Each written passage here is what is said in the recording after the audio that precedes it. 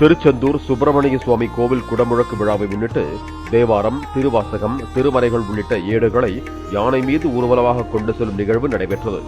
அத்துடன் தமிழ் திருமறைகளை பாராயணம் செய்து வேள்வி நடத்துவதற்காக வந்துள்ள ஓதுவார்கள் சிவன் கோவிலிருந்து மேளதாளத்துடன் ஊர்வலமாக அழைத்துச் செல்லப்பட்டனர்.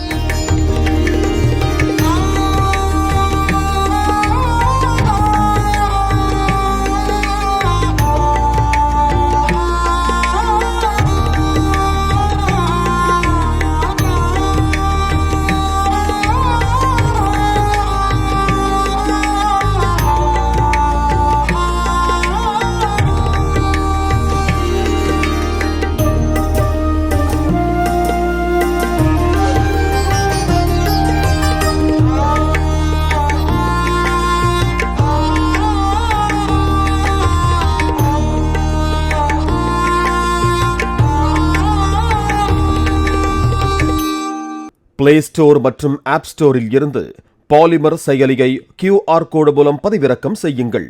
செய்திகளை உடனுக்குடன் பெறுங்கள்.